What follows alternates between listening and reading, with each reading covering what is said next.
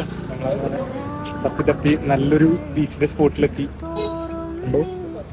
നോക്കൂ, വലിയ ആളും തിരക്കൊന്നും ഇല്ലാത്ത പ്ലേസ്. വ്യൂ ഒക്കെ ഉണ്ട്. ഇതിലിടയിൽ